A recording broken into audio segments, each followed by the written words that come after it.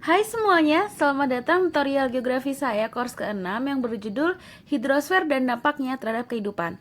Buat kalian yang baru pertama kali mendengarkan channel saya, welcome and hope you enjoy this. Dan buat kalian yang sebelumnya sudah pernah mendengarkan channel saya dan kembali lagi, welcome back and thank you so much for keeping up with me. Oke, jadi video kali ini adalah masih dalam listen kedua yang berjudul Perairan Darat, namun sekarang adalah part keempatnya. Oke, jadi langsung saja, sebenarnya apa itu perairan darat? Perairan darat adalah sebuah bentuk air yang terdapat di daratan. Air itu sendiri dapat berupa benda cair ataupun benda padat seperti es dan salju. Namun dari keduanya yang paling banyak dimanfaatkan oleh manusia adalah yang berbentuk cair atau air. Meliputi diantaranya adalah air permukaan, air tanah, sungai, danau, dan juga sebagian rawa.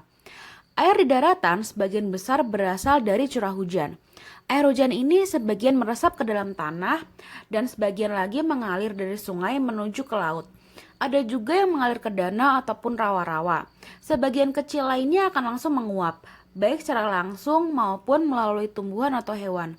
Yang jelas kesemuanya akan kembali mengalir ke laut, kemudian terevaporasi ke atas, kemudian menjadi hujan dan kembali lagi ke darat. Hal itu dinamakan siklus air.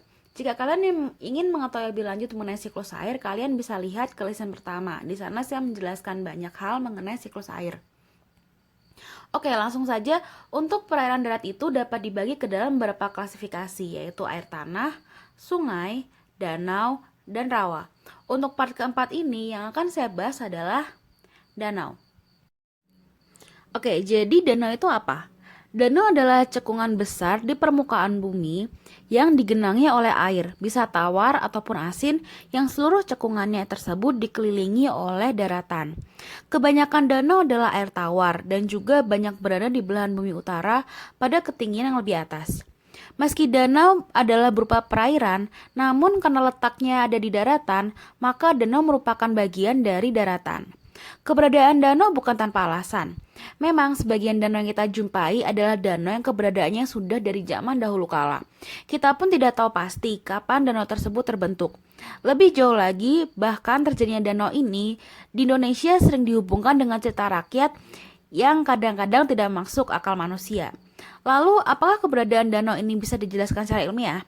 Tentu saja bisa. Ada beberapa faktor yang merupakan penyebab dari terbentuknya danau di permukaan bumi.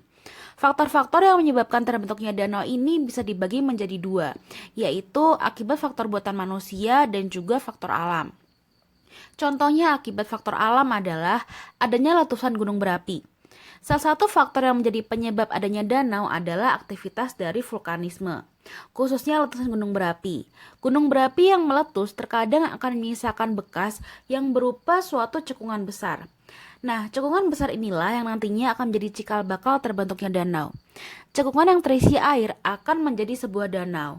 Danau tersebut dikatakan terbentuk secara alamiah. Danau yang terbentuk karena adanya letusan gunung berapi biasanya terdapat di sekitar gunung berapi juga. Sedangkan untuk ukuran danaunya ataupun kedalamannya, hal itu tergantung pada besar kecilnya letusan yang menyebabkan danau tersebut terjadi. Nah, kemudian tadi adalah salah satu contoh akibat kejadian alam. Kemudian ada lagi akibat adanya aktivitas manusia. Nih, selain karena letusan gunung berapi, ada hal lain yang menyebabkan terjadinya danau, yakni aktivitas penambangan yang dilakukan oleh manusia. Manusia sering melakukan aktivitas penambangan untuk dapat menggali logam-logam yang ada di bumi. Nah, aktivitas penambangan manusia yang dilakukan ini dilakukan dengan menggali tanah.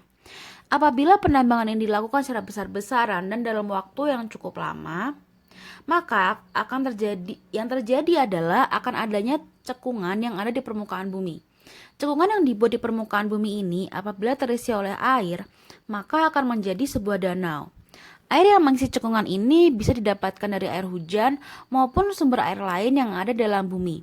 Dan apabila aktivitas penambangan yang dilakukan ini berganti-ganti tempat, maka tidak menutup kemungkinan bahwa danau yang akan terbentuk akan semakin banyak. Hal itu tentu tidak baik. Maka dari itulah aktivitas penambangan yang dilakukan harus dilakukan sedemikian rupa untuk meminimalkan dampak yang terjadi. Nah, kemudian di sini saya akan menjelaskan mengenai klasifikasi danau berdasarkan terjadinya.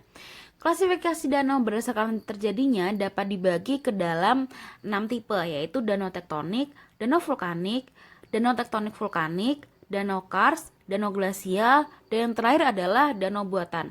Di sini saya akan memberikan penjelasan kepada kalian dan juga menyertakan beberapa gambar sehingga akan mudah bagi kalian untuk mengerti. Yang pertama adalah danau vulkanik. Danau vulkanik adalah danau yang terjadi akibat adanya letusan gunung berapi. Kan seperti namanya ya, vulkanik pasti berhubungan dengan gunung berapi. Letusan ini dapat menghilangkan sebagian kerucut atau dinding kawah. Contohnya adalah di Danau Maninjau, Danau Kerinci, Danau Poso, dan Danau Matana di Sulawesi. Nah, ini adalah salah satu contoh dari danau vulkanik.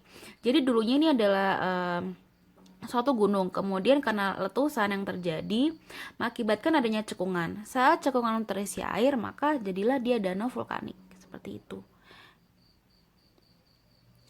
Jenis yang kedua adalah danau tektonik.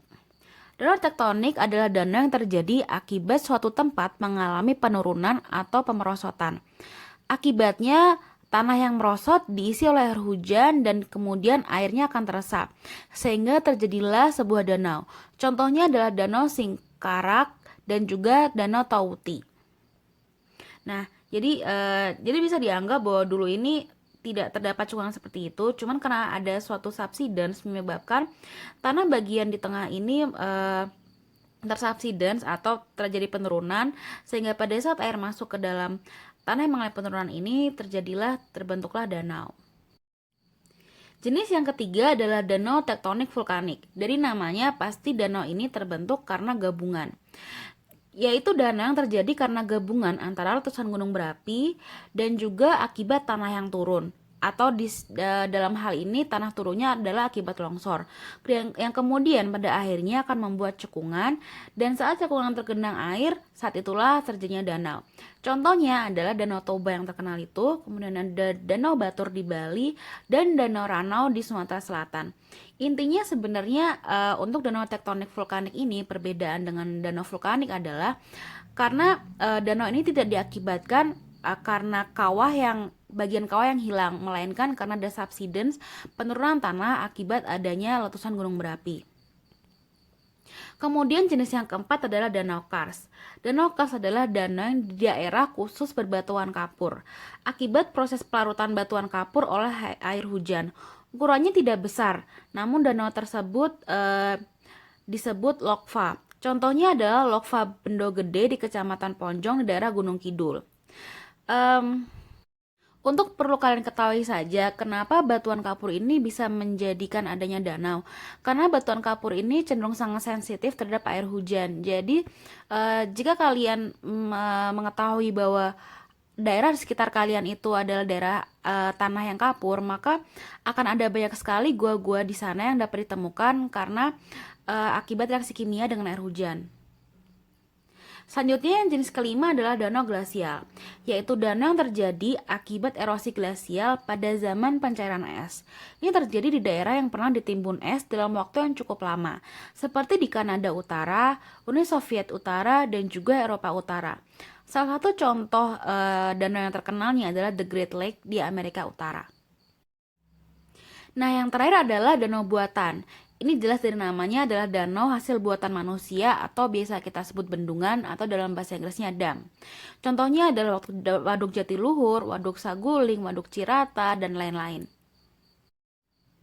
Oke, sekarang apa manfaat danau? Banyak sekali manfaat danau yang bisa kita pergunakan bagi banyak makhluk hidup, especially untuk manusia. Yang pertama adalah sebagai sumber air bagi pertanian, kemudian sumber air minum bagi masyarakat, memenuhi kebutuhan sehari-hari seperti MCK, kemudian sebagai pembangkit tenaga listrik air. Ini biasanya pada saat pembentukan bendungan itu juga digunakan sebagai pembangkit listrik. Kemudian membantu proses produksi barang, tempat rekreasi, tempat budidaya ikan dan tumbuhan, sarana pengembangan nilai budaya, sarana edukasi dan penelitian, sarana melestarikan keanekaragaman hayati, sebagai wadah peresapan air tanah dan penampungan air, dan yang terakhir adalah membantu proses pembentukan tanah. Nah, karena sangat banyak manfaat danau, maka kita juga perlu melestarikan danau dengan beberapa cara berikut. Yang pertama adalah menjaga kelestarian hutan dan penghijauan daerah di sekitar sungai yang menuju ke danau, sehingga material yang di bawah sungai tersebut akan sangat sedikit, jadi danaunya bisa dikatakan bersih. Kemudian mencegah masuknya polutan yang especially yang berasal dari pabrik ke aliran sungai yang menuju danau sehingga tidak terjadi pencemaran danau. Membina masyarakat agar tidak menggunakan bahan peledak atau racun untuk menangkap ikan di danau. Kemudian membina masyarakat agar tidak membuang sampah ke sungai yang mengalir ke danau. Dan yang terakhir adalah membina masyarakat di sekitar danau agar tetap menjaga kelestarian lingkungan hidup. Oke, sekian untuk lesson kali ini. Thank you so much for watching and see you in the next part.